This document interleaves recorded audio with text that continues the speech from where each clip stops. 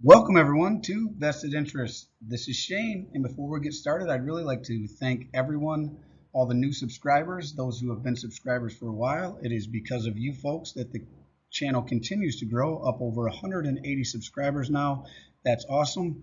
When I started the channel, I really just wanted to start it as a hobby and a way to document the overall portfolio. I didn't really think it would grow as fast as it has, so really appreciate you guys. Hope you are finding value in the videos and value in the market from the stocks that I share.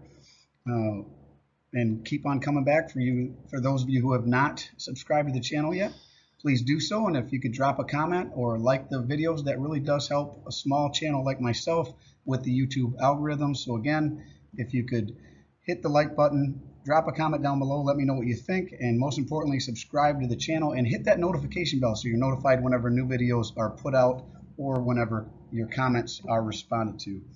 With that, let's jump right into the video. This is another stock pick of the day. We are going to take a look at Johnson & Johnson.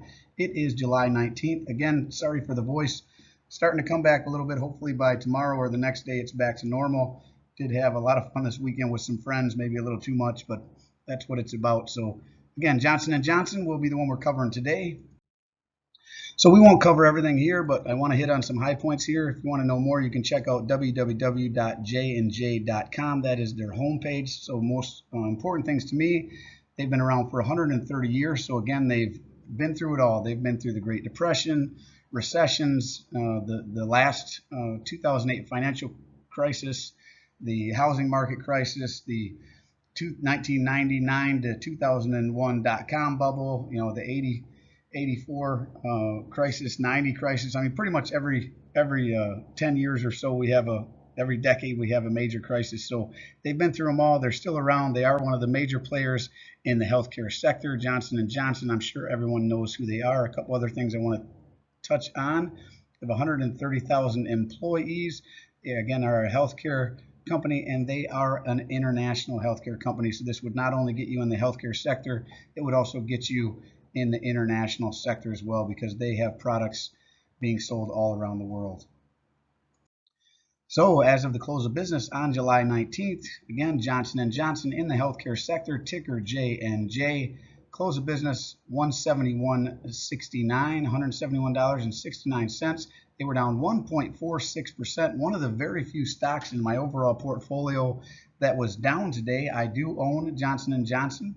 It is a stock that I think is a bedrock of most any dividend investor's portfolio. You'll find most people cover Johnson & Johnson who are into dividend growth investing like myself. It does have a 52-week range, a low of $155.72, a high of $186.69. So it is trending closer to that 52-week low. I'd love to be able to pick it back up down here at this 155 range. To me, in the 160s, my cost basis is 166 per share. So I'm waiting for a little bit more of a pullback. Currently, I have not been picking up any shares. I think the last time I picked up a couple was when it dropped to like 168 here a while back.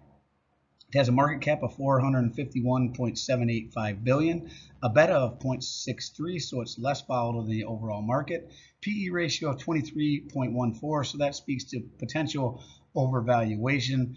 But Johnson & Johnson, again, is one of those behemoths that just always seems to be trading at a higher PE than you think it should. As you can see, it definitely had a downward trajectory for the day. Looks like it might have ticked up a little bit so far in the after hours, at least as of 4:45 p.m. And it does have a forward dividend of $4.52 paid out on the year. They do pay out quarterly, so divide by 4. That'll tell you what your quarterly payments will be. And a yield of 2.54%. So not a super high yield, but higher than the overall market. Not bad. Ex-dividend date of May 23rd. So you wouldn't get the next, actually, maybe there is another one coming up. So you wouldn't get the next, they probably have already paid out this dividend here. So you might get the next dividend even if you bought it now, because it's May 23rd ex-dividend date. It's probably already been paid out in June, I'm assuming. And according to Yahoo Finance, I'm not affiliated with Yahoo Finance, just where I like to pull some information. They have a 1-year target estimate of $190 even. Now, according to some other analysts from stockanalysis.com, according to the 24 stock analysts they've had to take a look at it, they call it a buy, consensus buy right here. They have a low of $175.74, so it currently sits below what their low is, which would, if it gets back to their low, which is higher than the 171 it currently sits at, that would be a 2.36% increase in stock price. If it hits their average of $193.52, it would be a 12.71% stock price appreciation. And if it happened to hit their high of $225.75, that would be 31.49% stock price appreciation. Again, that's according to stockanalysis.com, just where I like to post some information. I am not affiliated with them. One other thing I'd like to mention with Johnson & Johnson before we end the video, they are going to be doing a spinoff where they're going to be breaking their segment of businesses from the consumer staples, a lot of their products, consumer staples or consumer discretionary products that they sell, as well as their healthcare products. They're going to be breaking those two segments apart and creating two new companies. So you'd have to do a little bit more research on that. You'd get some shares of the new company. You keep your Johnson & Johnson shares and get some shares of the new company based on how many shares you own at the time of the stock split. Go ahead and do some more research on that if you're interested. But it is a way to get into not only Johnson & Johnson, but the upcoming company as well if you were to buy shares before that spinoff. So one more. Again, it is in my portfolio, so I am long Johnson & Johnson, one I hopefully will never have to sell. If it ran up 60, 70, 80%, maybe I'd look to trim a little bit and take some profit. But other than that, it is a very long-term hold for me. Well, these are quick hitters, just trying to find some value in the market for you guys. Again, pretty green day overall today, at least in my portfolio. Hopefully it was for you as well. As always, appreciate you stopping by. If you haven't done so already, don't forget to show me some love. Hit that thumbs up, ring the notification bell. Most importantly, subscribe to the channel. Drop a comment down below. Let me know what you think, guys. It really does help me out. I do personally read and respond to the comments. I'm always interested to read your questions, opinions, suggestions for future topics. Again, drop those below as well. Or constructive criticism. If you guys have some tips or things you'd like me to change or advice for me, go ahead and drop that down in the comment section as well. I'll take a look at it.